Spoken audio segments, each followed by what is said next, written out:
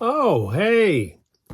Welcome to My Haunted Head podcast. My name is Todd Zilla. Actually, welcome up to the archive, the vault upstairs, instead of the studio this time, because this is not actually a My Haunted Head podcast episode. Let's call this a podcast adjacent bit of content.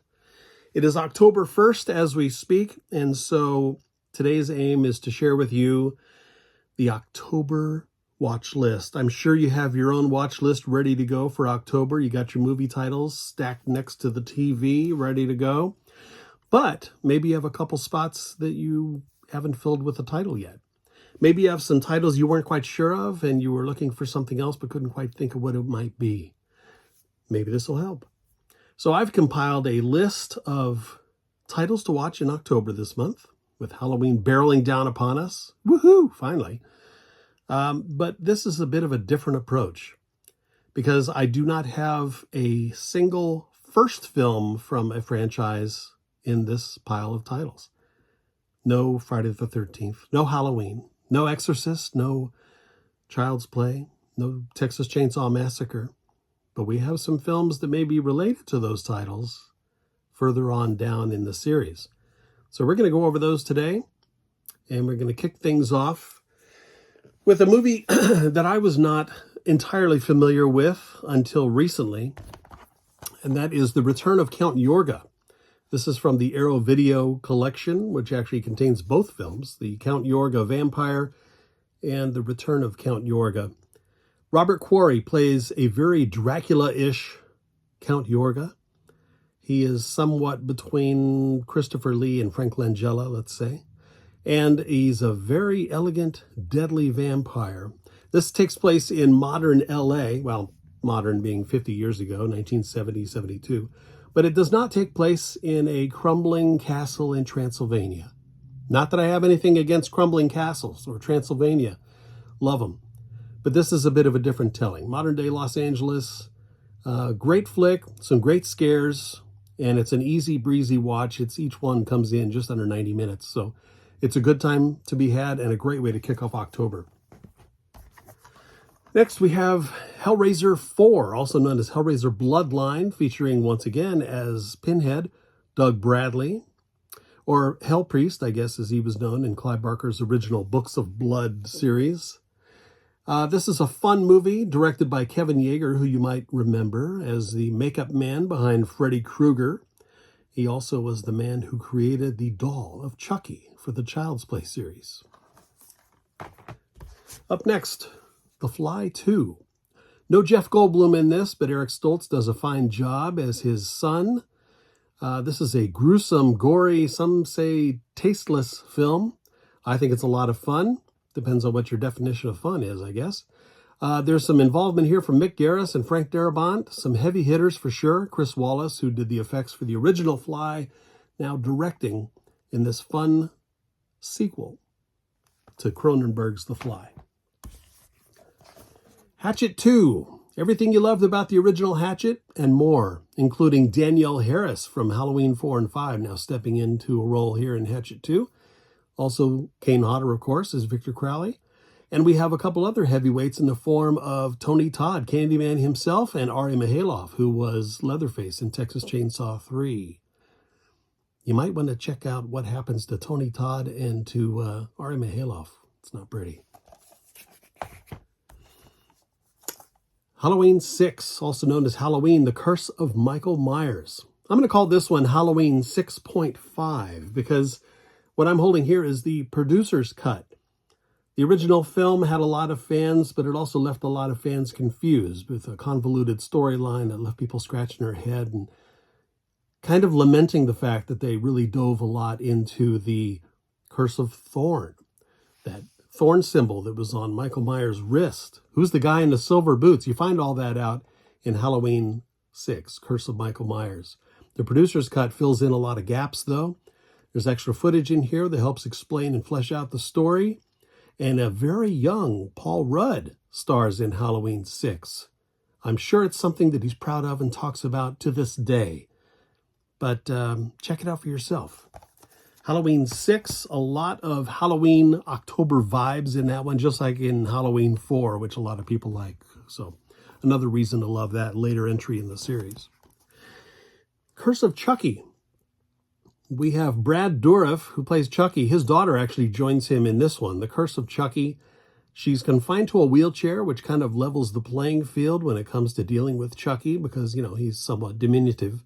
And you may have heard on podcast episodes in the past, I really have a hard time seeing how much of a threat Chucky is in these films because, honestly, I feel like somebody could just drop kick him right off the screen, off the set, into the distance, and he's not a concern anymore. But I guess if you're confined to a house in a wheelchair, then Chucky may be more of a threat, sure.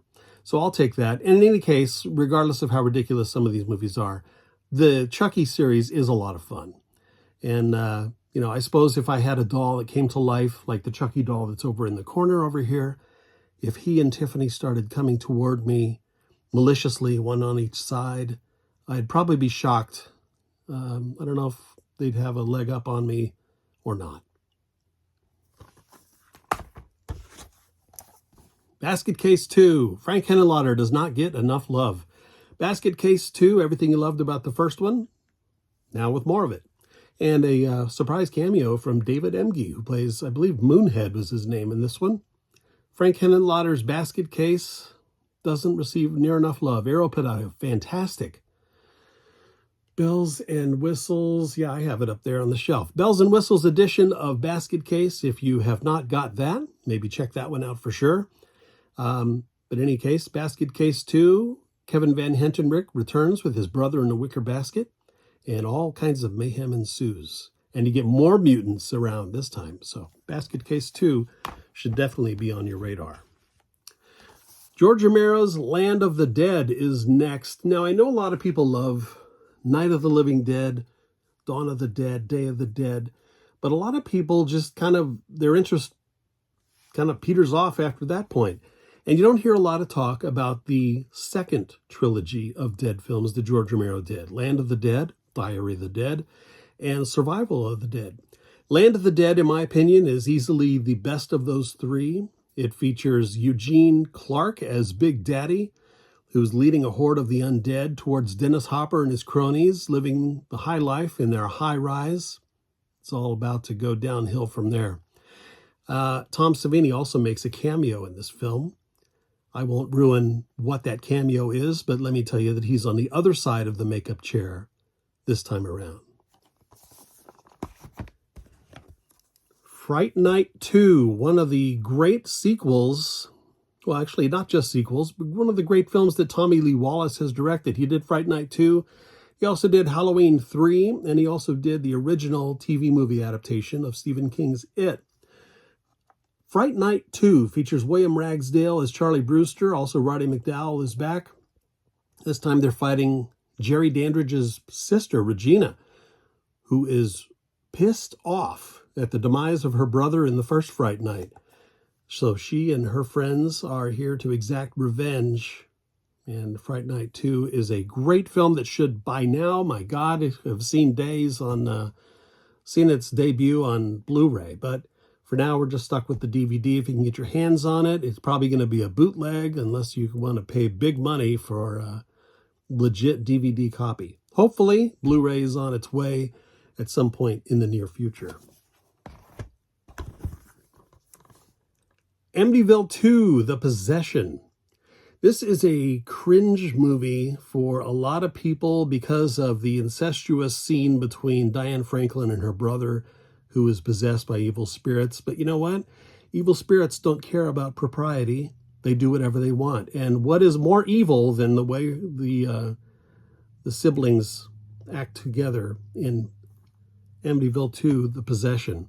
The possession scenes are fantastic. You get to see from the demon's perspective, and you also get to see what is happening to the brother by the demons and the effect they're having on his body, his mental health, everything. And this family is just on practically at the breaking point. Burt Young is an abusive father. He abuses everybody in this film. And he's just not a nice guy. He's not the same guy he was in Rocky, that's for sure.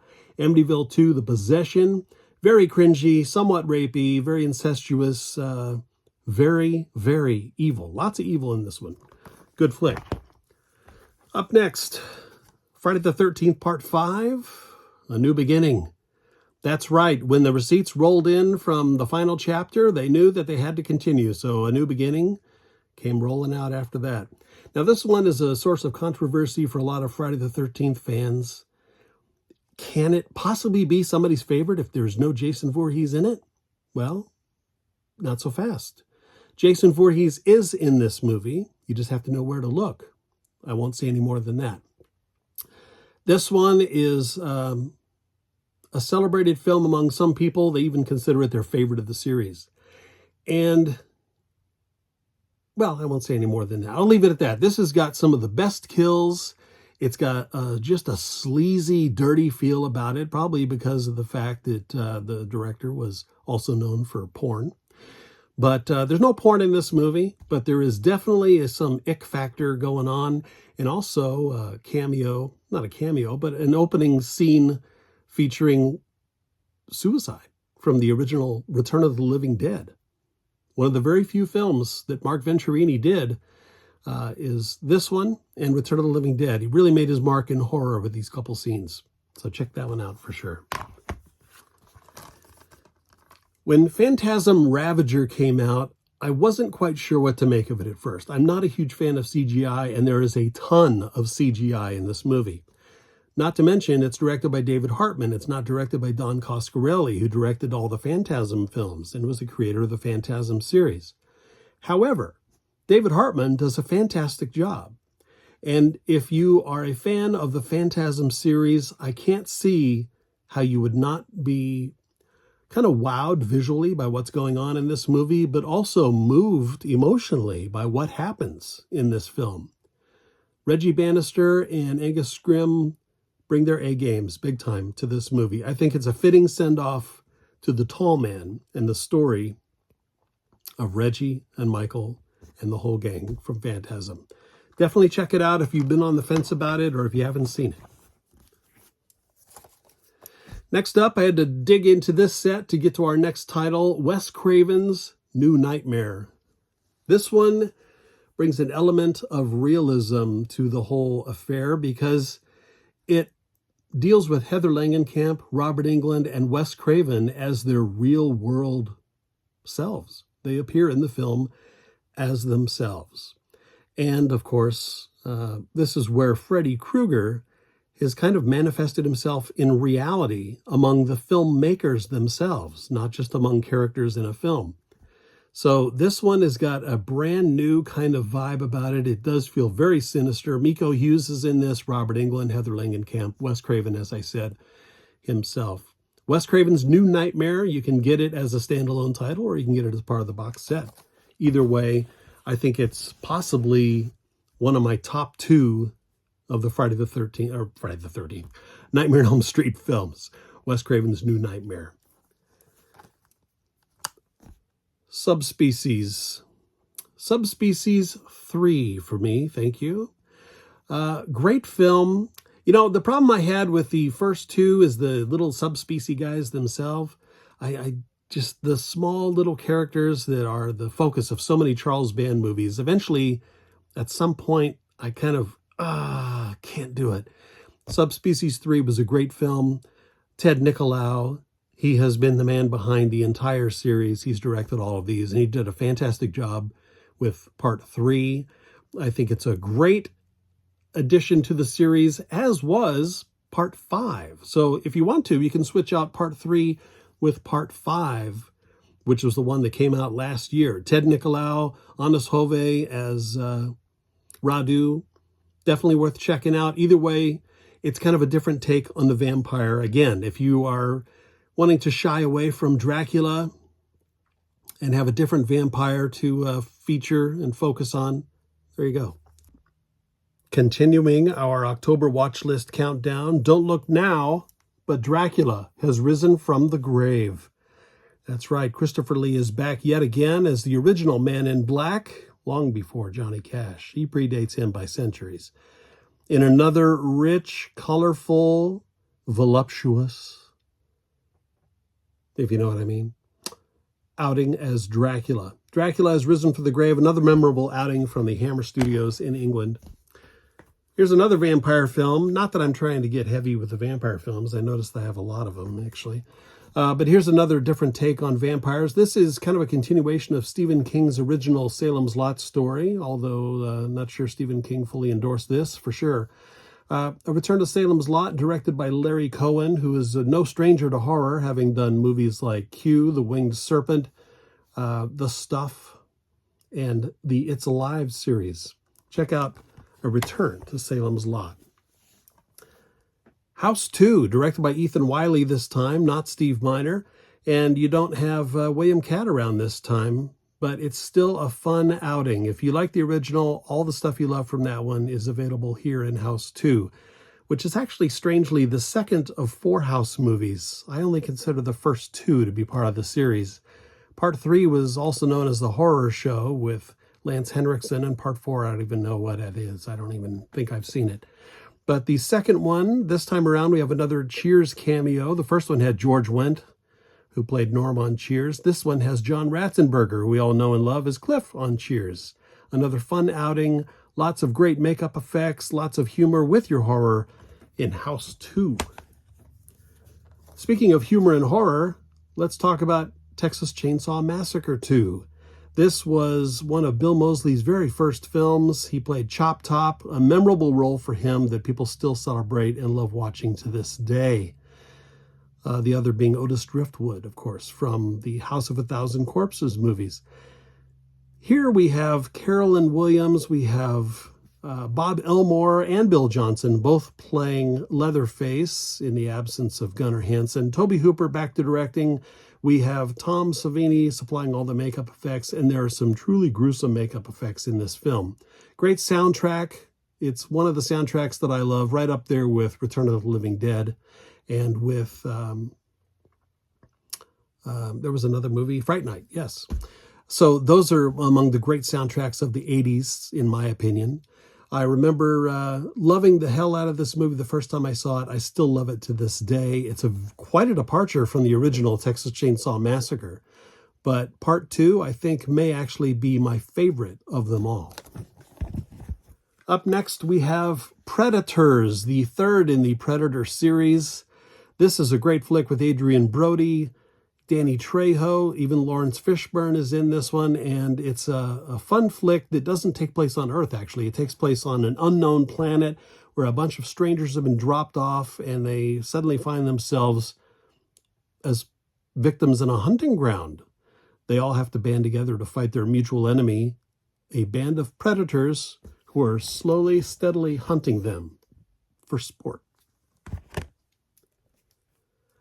Alien 3. There's been a lot of Alien movies that I love, a couple that I didn't so much. I didn't really dig the Alien versus Predator films, but the first 3 Alien films I thought were rock solid. And Sigourney Weaver, of course, back as Ripley.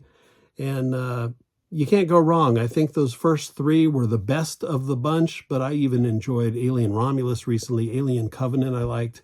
I even like Prometheus a bit, and they kind of, some more than others, but I think Alien 3 is really solid. If you like your aliens to be scary, if you like the situation to be uncomfortable, and if you like a great ensemble cast, then you can't go wrong with Alien 3.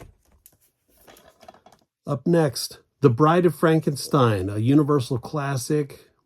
Boris Karloff back again as Frankenstein's monster. Elsa Lanchester as the Bride of Frankenstein, the titular Bride of Frankenstein.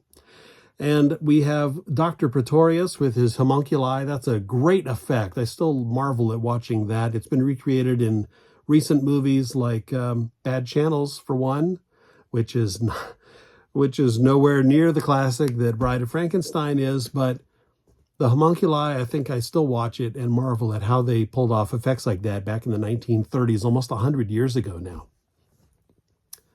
Can't go wrong. Bride of Frankenstein, all-time classic, if you ask me. And we'll follow that up here. Let's go with this one here. Now, you can find Bride of Frankenstein as part of a huge box set of Universal Classics. This being that set. The classic monsters from Universal. Not only do you have the original films themselves, Dracula, Frankenstein, Wolfman, Creature from the Black Lagoon, you've got all the sequels as well, on Blu-ray, no less. And to have all of these films together in one set is fantastic because it means you can get your hands on House of Dracula. And that's the next one that I want to recommend to you. And that one features John Carradine as Dracula himself. We have Lon Chaney Jr. as Larry Talbot, the Wolfman. And we have Glenn Strange taking over for Boris Karloff as Frankenstein's monster. There was Dracula, there was Dracula's daughter, and then we have House of Dracula, another classic from the Universal canon. Next up, Dr. Sleep. We're going to revisit Stephen King again. This was a sequel that Stephen King wrote to the original Shining novel that came out 40 whatever years prior. And Dr. Sleep, this was a film adaptation by Mike Flanagan, who in recent years has just proven himself time and time again to be a cream of the crop when it comes to horror. And Dr. Sleep is no exception. It totally captures the Shining vibe, if you ask me. Ewan McGregor, I don't know why I confuse those guys. Ewan McGregor does great as the grown-up Danny Torrance, still facing nightmares from his past. And this one has a really uncomfortable scene where a group of, I don't know, for lack of a better term, I'll call them vampires, but really they're absorbing the fear of a kid to strengthen their own shining abilities. And that scene had everybody talking when this movie came out. It was really uncomfortable to watch. Great flick, great recreation of the Overlook Hotel and of characters like Wendy Torrance. If you have not seen Dr. Sleep, for whatever reason, you ought to rectify that. Great flick, you're missing out. Larry Cohen, he's back again with It Lives Again. There's a great 3 movies, It's Alive, It Lives Again, and It's Alive 3, Island of the Alive. This is the middle of the series. Mutant baby on the loose, dad trying to protect his son from the authorities, even as malicious and unfortunate as his son is, being a mutant and all. It Lives Again. It's one of those movies that I kind of feel like could only have come out in the 70s. Check it out. One of Larry Cohen's better offerings in the 70s. Once he got out of blaxploitation and started moving into horror, that was, I think, one of the jewels in his crown, if you will. Not quite a jewel in the crown is Exorcist II, The Heretic. Linda Blair is back as Regan, but boy, this is not even a patch on the original Exorcist. You know, there's hills and valleys in a lot of these franchises. The Exorcist 2 is a bit of a valley because it's just so laughably absurd and really bad that, a lot of people like to overlook it and forget that it was part of the series. They go from the original Exorcist to The Exorcist 3 with Brad Dourif and George C. Scott. However, maybe go back and watch The Exorcist 2, The Heretic, just for old time's sake to tell yourself that there is actually one more Exorcist movie in the middle there, even if you want to forget about it at times. Here is another movie that I don't hear anything about, or actually a series of movies, and that is Malevolence by Stephen Mena. This is the second in the series. This is called Malevolence Bereavement. This features Michael Biehn, who you know from Terminator and The Abyss and Aliens. Michael Biehn is an uncle here whose niece is facing a threat from a serial killer who we know about from the original Malevolence, and we get to see come to fruition in the third film, which features Adrienne Barbeau. If you have not seen the Malevolence movies, definitely check them out. Stephen Mena is someone you should hear more about, but for God knows why, you don't. He also did a great comedic movie called Brutal Massacre, if you're in the mood for something really funny. Up next, Wrong Turn 2. Joe Lynch, who directed Mayhem, he's directing Wrong Turn 2 here. Crazy gore. It's some of the gore is laugh out loud funny just because it is so gruesome, and the circumstances surrounding it are just laugh out loud funny. But this is a great film. This is what you want horror to be. You want it to be exciting. You want it to be gross. You want it to be funny at all the right times. And this has got a lot of energy to it. Joe Lynch, of course, if you've ever heard him or seen him in interviews or listened to his podcast, the guy is a bundle of energy, and he's smart as a whip. So definitely check out Wrong Turn 2, which is probably just about the best of the entire series out of all 6 of those films. Up next, our second appearance by Doug Bradley from Hellraiser fame. Here he is in Pumpkinhead Ashes to Ashes. There are 4 Pumpkinhead movies. The second one is fairly cringy, but this one's actually pretty decent. I think that the entire Pumpkinhead series is kind of fun to watch just because it's something different. A different kind of creature, a different kind of circumstance, a different kind of set of rules that Pumpkinhead operates by.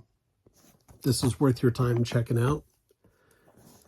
Psycho 3. This is the slashiest, I guess, of the Psycho movies, of the total of the 4 that are out. This was Anthony Perkins' third outing as Norman Bates. Jeff Fahey also is in this film. A good film, if you ask me. If I had my preference, I would watch the original Psycho. I'd watch part 2, and then I'd watch part 4. Part 3, again, maybe not on everybody's list as the greatest of the Psycho series, but I think it is surely a fitting chapter of the series and worth another viewing if it's been a while. Trancers 3. This is one of the films that, a lot of the full moon movies center around miniature creatures, puppets, dolls, things like that. The Trancers films do not. Jack Death is back in Trancers 3. Andrew Robinson from Hellraiser is in this one as someone who's trying to cultivate a military unit of these Trancers. And if you have not seen any of the Trancers movies, maybe go back and watch Trancers, Trancers 2, and check out Trancers 3, my 3 favorites from the series. You don't have to have seen the first 2 to watch this. You can probably watch the trailers for the first 2 and then watch this one in its entirety and get the vibe of it. It's probably viewable as a standalone film. I think it's pretty exciting. It's got some decent effects. This is a great example of low-budget horror that takes on a creative idea and manages to pull it off admirably for the type of budget they're working with. And then, why not end Halloween with Halloween-centric movie like Night of the Demons 2? The original Night of the Demons, of course, had Amelia Kincaid and Linnea Quigley. They are not present this time around, but this is a very fun film. And it takes place on Halloween. If you have to get up and get some candies, some trick-or-treaters, you're not going to miss any major plot points that you're going to have to rewind to revisit. Night of the Demons 2, great way to finish off October and our sequel-centric collection of titles. So hopefully you have gotten some titles in your head that maybe you haven't revisited, and maybe it's been a while. Maybe you've never seen them. Maybe you didn't realize that these movies even existed further down the line beyond your favorite installment in the franchise. But I assure you, these are all worth a view at some point. Maybe when you blasted through all your favorites, you can go back and revisit some of your lesser-known titles and find a gem, a new treasure, maybe a new favorite hidden here or there. A reminder to you before I go. Thank you for sitting through this and watching this list. But I want to let you know that you can find us on Instagram at My Haunted Head Podcast. You can see more content there for horror and music. And of course, we're going to try and put up some more content on YouTube with My Haunted Head. Now, I know that this orientation, this square rectangle going up this way, not everybody's favorite. You want to watch a video this way. That's what most of the videos will be down like from this point forward. But I wanted to do this because I know that this stuff is fun to look at up here, right? I wanted to show a little bit of that. And if you want to see more of this room, the archives, the vault, and what's in that dark closet over there, what's hiding in the corners, what other goodies could I show you? Man, there is a lot crammed into this room, this space, this sprawling mass of horror memorabilia is something I would love to share with you. So if you want to see more of it, by God, let me know. You can drop me a message there on Instagram and do me a favor. Subscribe to this right now while we're thinking of it. Rate, like, subscribe, all that fun stuff so that we can keep coming to you with new content, new stuff to share, new stuff to talk about. Until then, Happy Halloween, everybody. I hope you have a great October. I've got lots of stuff lined up that I'm going to be enjoying. I hope you're doing the same. Stay haunted. Until next time.